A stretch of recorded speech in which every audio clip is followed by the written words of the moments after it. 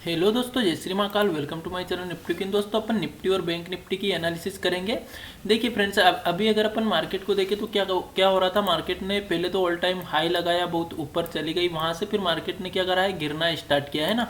और अभी अगर अपन देखें तो 2 से 3 दिनों से मार्केट क्या कर रही है, एक बॉक्स बना रखा है। उस बॉक्स को मैं बना के बताता हूँ आपको। एक ये वाला बॉक्स और ऊपर की साइड अगर अपन देखें तो ये वाला लेवल है ना। मार्केट क्या कर रही है, बार बार इस जगह से रिजेक्शन ले रही है, नीचे आ रही है, फिर यहाँ से रिजेक्शन ले रही है, फिर नीचे आए, फिर रिजेक्शन लिया, फिर नीचे आए, और यहाँ नीचे से क्या कर रही है, सपोर्ट ले रही है। बार बोल रहे ना, यहाँ से सपोर्ट लिया, फिर यहाँ से सपोर्ट लिया, फिर यहाँ से सपोर्ट लिया। तो अब ये मार्केट में क्या हो गया, एक बॉक्स बन गया। फ्रेंड्स, मैंने आपको एक साइकोलॉजी वाला वीडियो बनाया है, वो जो श्रृंखला है वो अपन कंटिन्यू रखने वाले हैं। मैं और भी आगे उसी टॉपिक पे वीडियो बनाने वाला हूं, तो वो वाले वीडियो बहुत ही ज़्यादा इंपॉर्टेंट होने वाले हैं फ्रेंड्स। तो मैं आपसे रिक्वेस्ट करूंगा कि उन वीडियो को मिस नहीं करें, उनसे आपकी ट्रेडिंग लाइफ में बहुत कुछ चेंजेस आने वाले हैं। क्योंकि एनालिसिस सिर्फ एक दिन के लिए होती है, और वो सारी चीज़ें जो मैं साइकोलॉजी के ऊपर बना रहा हूँ, जो डिसिप्लिन के ऊपर बना रहा हूँ, वो हमेशा हमारी ट्रेडिंग लाइफ में काम आने वाली है ना। तो आज अपन एनालिसिस के बारे में बात करेंगे। देखिए, मैंने आपको पहले भी बोला है कि एनालिसिस एक तरह की कोई फिक्स एनालिसिस नहीं होती कि किसी एक व्यक्ति ने करके दे दी एनालिसिस की ये सपोर्ट है तो सभी के लिए ये सपोर्ट बन गया, ऐसा नहीं है। किसी और के लिए कोई सी ट्रेड लाइन सपोर्ट हो जाएगी, किसी और के लिए ये रेसिस्टेंट हो जाएगा, किसी और के लिए ये रेसिस्टेंट हो जाएगा। तो इस कारण से ही मार्केट में क्या रहता है, अनिश्चितता रहती है। कभी कहीं से गिर जाती है, कभी कहीं से बढ़ जाती है। तो कौन क्या सोच रहा है ये किसी को नहीं पता है। मार्केट में अलग अलग तरह की सोच है, अलग अलग तरह का दिमाग है।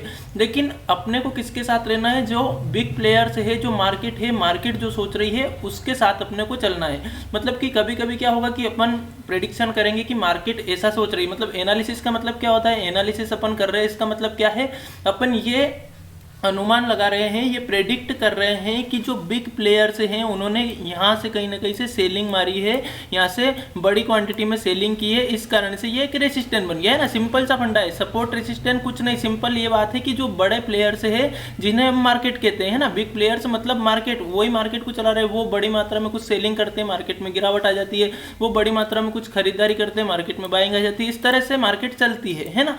तो अपन को किसकी सोच के साथ चलना है, बड़े लोगों की, जो बिग प्लेयर्स है उनकी सोच के साथ। तो चार्ट पे से कैसे अनुमान लगाते हैं अपन कि यार यहाँ से एकदम से इसमें सेलिंग आई है, यहाँ तेजी से सेलिंग आई, फिर जैसे ही मार्केट इस लेवल के पास में आई फिर यहाँ से सेलिंग आई, फिर जैसे मार्केट इस लेवल के पास में आई फिर यहाँ से सेलिंग आई। मतलब यहाँ पे कहीं ना कहीं जो बिग प्लेयर्स है उनका ये जोन है, वो यहाँ से सेलिंग मार रहे हैं, है ना। ठीक, सिंपल सी भाषा है। अब दूसरी चीज, नीचे अगर अपन देखें सपोर्ट, सपोर्ट कैसे ढूंढेंगे कि यार सपोर्ट में बार बार बाइंग कहाँ से आ रही है। अगर अपन देखें तो यहाँ पे से तेजी से बाइंग आई, फिर इसके पास मार्केट आने लगी इस लेवल के, फिर यहीं से बाइंग आई और फिर ऊपर गई, फिर सेलर ने यहाँ से जोर लगाया, फिर नीचे आए, फिर बायर ने यहाँ पे ताकत लगाई है कि हाँ यहाँ से इसको नीचे नहीं जाने दे, है ना। अब क्या हो गया, सिंपल सा फंडा हो गया कि अब अपनी एनालिसिस बिग प्लेयर्स के हिसाब से अपन कर लेते हैं कि यार बिग प्लेयर्स क्या सोच रहे हैं, मार्केट क्या सोच रही है, उस हिसाब से अपन एनालिसिस करेंगे। अब हो सकता है अपन क्या कर रहे हैं, प्रेडिक्ट कर रहे हैं। हो सकता है अपन ने जो प्रेडिक्शन किया है वो गलत, अपन कहते हैं ना कि एनालिसिस गलत चली जाती है, प्रेडिक्शन गलत चली जाती है, अपना स्टॉप लॉस हिट हो जाता है। वो किस कारण से होता है कि अपन ने कहीं ना कहीं अपन ने गलती कर दी है, अपन सही से अनुमान नहीं लगा पाए, या फिर बिग प्लेयर्स ने अपने को कहीं ना कहीं कंफ्यूज किया। अपन को ऐसा दिखाया कि वो यहाँ से बाइंग कर रहे हैं, लेकिन वास्तव में वो यहाँ से बाइंग नहीं कर रहे हैं, उन्होंने सिर्फ कंफ्यूज किया है, वो फिर से नीचे ले जाएंगे। इस तरह से अपनी एनालिसिस कभी कभी गलत भी हो जाती है। यही कारण होता है कि किसी का स्टॉप लॉस हिट हो जाता है, किसी का टारगेट हिट होता है, किसी को प्रॉफिट होता है, किसी को लॉस होता है। ये लगातार मार्केट में चलता रहता है। लेकिन प्रॉफिटेबल ट्रेडर बनने का मतलब क्या है, ऐसा नहीं है कि प्रॉफिटेबल ट्रेडर का स्टॉप लॉस कभी हिट ही नहीं होता है। हिट तो, स्टॉप लॉस तो हिट सभी का होता है, लेकिन बात सिर्फ वहाँ पे साइकोलॉजी की आती है, वहाँ पे डिसिप्लिन की आती है। तो उसी डिसिप्लिन और साइकोलॉजी पे मैंने एक सीरीज बनाई है, उस सीरीज का एक वीडियो मैं डाल चुका हूँ। आगे आने वाले मेरे वीडियो उसी सीरीज के ऊपर होने वाले हैं। और प्लीज़ फ्रेंड्स, एक बार उन चीज़ों को समझने की कोशिश करिएगा, वो बहुत ही ज़्यादा इंपॉर्टेंट है। चलिए एनालिसिस की बात अपन करते हैं। तो देखिए, अब मेरे हिसाब से क्या एनालिसिस बन रही है ना, अलग अलग तरह के जो जितने दिमाग है ना, सभी अलग अलग तरीके से इसमें क्या करने वाले हैं, एनालिसिस करने वाले। अब मेरा माइंड क्या कह रहा है, मैं कैसे एनालिसिस करता हूँ, उस चीज़ को देखिए। मुझे यही लग रहा है कि यार बार बार यहाँ से सेलिंग आ रही है, तो मैं एक काम करता हूँ, इसको सपोर्ट रेसिस्टेंट बना लेता हूँ, है ना। क्योंकि मार्केट इसके नीचे है, इस वाले लेवल के नीचे है तो ये क्या हो गया रेसिस्टेंस, इसके ऊपर है तो ये क्या हो गया सपोर्ट। अपन इस दोनों को मार्क कर लेते हैं ना। सिंपल सा फंडा रखना है हमेशा एनालिसिस करने में। मैं आपको और भी तरीका बताऊंगा, ऐसा नहीं कि सिर्फ बस ऐसे अपन ने एनालिसिस कर ली तो ये हो गई, ऐसा नहीं है। अगर आप चाहो तो इस तरह से भी एनालिसिस कर सकते हो। मैं आपको तरीका बता रहा हूं। मैंने हमेशा आपको क्या बोला है कि आप कभी भी किसी की एनालिसिस के पॉइंट मत नोट कीजिए, आप सीखने का प्रयास कीजिए कि यार एनालिसिस की कैसे जाती है। ऐसा जरूरी नहीं है कि किसी एक ने ये बोला कि ये रेसिस्टेंस है तो ये सभी के लिए है, नहीं होने वाला है ना। तो जैसे मान लिया जाए आपने एनालिसिस की कि यार यहां से मार्केट इस वाली ट्रेड लाइन से रेसिस्टेंस कर रही। अब देखिए किसी के लिए ये हो जाएगी बाइंग प्राइस कि इसके ऊपर मार्केट निकलेगी, हम बाय कर लेंगे। लेकिन मुझे क्या लगता है कि यार मार्केट इस वाले बॉक्स में चल रही है ना, बार बार यहां से रिजेक्शन ले रही है, तो मैं जब तक इसके ऊपर नहीं जाए तब तक मैं कॉल की पोजीशन नहीं लूंगा, है ना। इसका मतलब क्या हुआ अब, है ना, क्योंकि ये मैं इस ट्रेड लाइन की वैल्यू इसलिए नहीं कर रहा हूं क्योंकि इसके ऊपर ही रेसिस्टेंस आ गया है। इस कारण मैं इस ट्रेड लाइन को क्या करता हूं, छोड़ देता हूं, इसको हटा देता हूं। ठीक, कोई करने वाला है इसको भी रिस्पेक्ट दे सकता है और हो सकता है मार्केट उसी को रिस्पेक्ट दे दे, है ना। लेकिन अपन को एक ही चीज की एनालिसिस कर सकते हैं, अपन अलग अलग तो नहीं कर सकते कि ये ट्रेड लाइन भी खींच ली, ये भी खींच ली, फिर अपन कंफ्यूज हो जाएंगे। तो अपन इंपॉर्टेंट चीज ये देख लेते हैं कि यहाँ से सेलिंग आ रही है, यहाँ से बाइंग आ रही। तो अब क्या एनालिसिस होना चाहिए, आप खुद सोचिए। बहुत ही सिंपल एनालिसिस क्या होना चाहिए कि अगर मार्केट फ्लैट ओपन होती है ना, फ्लैट अगर ओपन होती है तो रेसिस्टेंस इतनी दूर है, सपोर्ट इतनी दूर है, कुछ भी ट्रेड यहाँ पे फ्लैट ओपन होते से तो कुछ बनती नहीं है ना। अब अच्छी ट्रेड कब बन सकती है, मान लीजिए मार्केट गैप अप ओपन हो जाए और इस लेवल के पास में ओपन हो जाए जो कि कितने का है 18,729।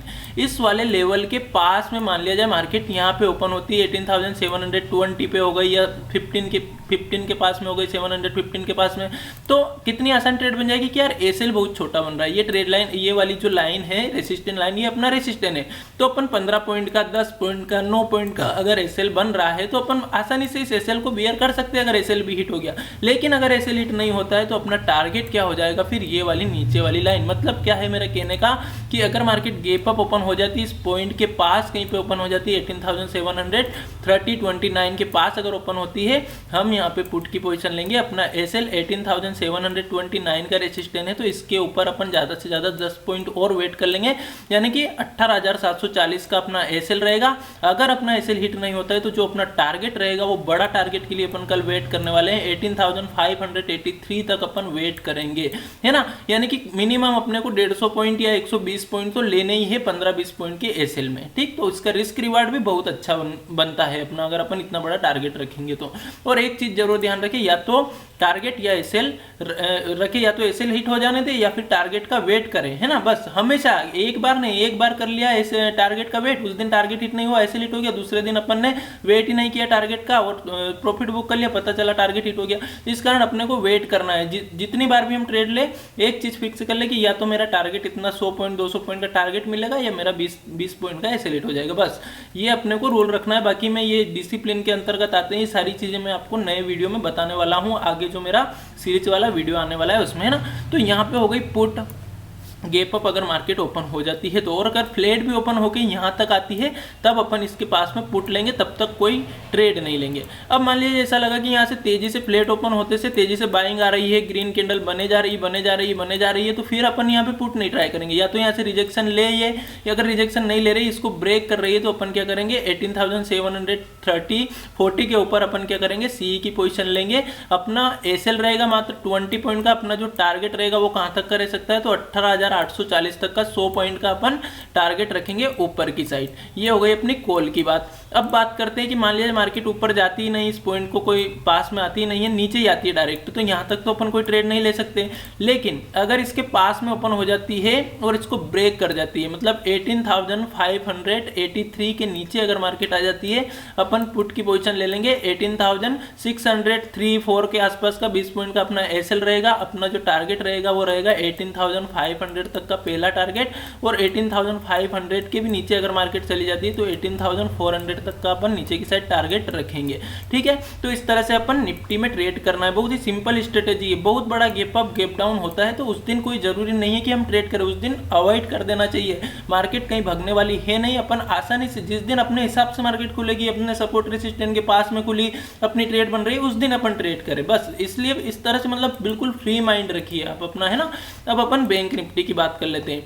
बैंक निफ्टी में मैंने ये 15 मिनट का चार्ट ओपन कर रखा है। अगर आप देखोगे तो इसमें क्या बन रहा है, एक तो ये ट्रेड लाइन बन रही है ना, देखिए इसमें मैंने ट्रेड लाइन, क्योंकि इसमें ये दूर है, वहां पे क्या ट्रेड लाइन बहुत पास में आ रही है, अगर खुलते से मार्केट ट्रेड लाइन को ब्रेक करती है, अपन ट्रेड ले लेते, पता चला फिर नीचे आ गई, इस कारण मैंने थोड़ा सा पॉइंट ऊपर बता दिया। लेकिन इसमें ये वाली ट्रेड लाइन भी दूर है, और अगर अपन नीचे वाली एक ट्रेड लाइन खींच दे, ये वाली ट्रेड लाइन, तो ये भी दूर ही आ रही है ना, तो इसमें अपन आसानी से ट्रेड ले लेंगे। क्या बन गया अब अपना कि मान लिया जाए मार्केट फ्लैट ओपन हो गई, तो क्या करेंगे अपन, इसके पास आती है तो पुट लेंगे, क्योंकि मार्केट अभी थोड़ा सा अपने को डाउन ट्रेंड का सिग्नल दे रही है, इस तरह का है ना, ये वाला सिग्नल अभी दे रही है, तो अपन क्या करेंगे, इसके पास अगर आती है तो पुट की पोजीशन लेंगे। ये पॉइंट कहाँ पे आ सकता है अपना, तो मान लिया जाए 43,311, मतलब कि 43,300 के आसपास अगर मार्केट मिलती है, अपन पुट की पोजीशन लेंगे। 43,340 का अपना एसएल रहेगा, 40 पॉइंट का। अगर एसएल हिट नहीं होता है तो 43,000 तक का तो अपना पहला टारगेट रहेगा, और अगर और भी नीचे निकलती है तो 200 पॉइंट और अपन नीचे साइड ऐड कर लेंगे।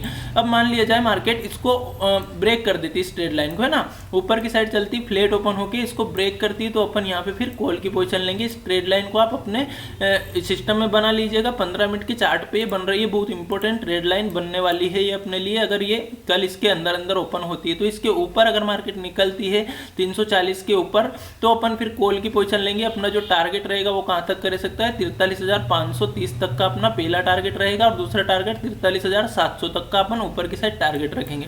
मान लिया जाए मार्केट फ्लैट ओपन होते से नीचे जाती है तो इस वाली ट्रेड लाइन के नीचे, क्योंकि यहाँ पे देखिए आप कितनी बार इस ट्रेड लाइन से ये सपोर्ट ले चुकी है ना, एक बार यहाँ से लिया, बाइंग आई, फिर यहाँ पे आई, फिर बाइंग आई, फिर यहाँ पे आई, फिर बाइंग आई, फिर यहाँ पे आई, फिर बाइंग आई, तो अब 3-4 बार हो चुका है। अगर इसके नीचे फिर से मार्केट निकल जाती है तो फिर क्या होगा, ये जो बायर है इनका कॉन्फिडेंस खत्म होगा, सेलर अपनी नई एंट्री यहाँ पे करेंगे। तो अगर नई एंट्री आती है सेलर की तो फिर अपन भी बड़े प्लेयर्स के साथ लग जाएंगे सेल करने मार्केट में, और फिर अपन टारगेट क्या रखेंगे, अगर मान लिया जाए मार्केट 43,000 के नीचे निकल गई, 43,050 के भी नीचे अगर मार्केट निकल जाती है तो अपन पुट की पोजीशन लेंगे।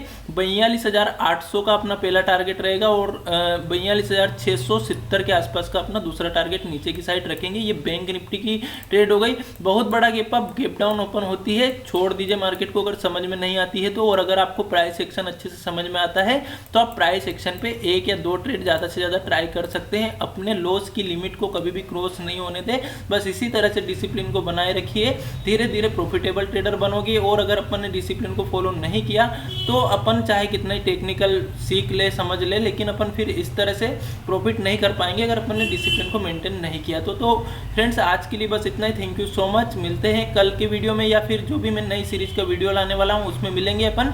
और जो मैंने वीडियो बनाया है वो भी मैं इसमें आपको साथ में दे दूंगा लिंक, तो आप उस वीडियो को भी जरूर देखिएगा। Thank you so much.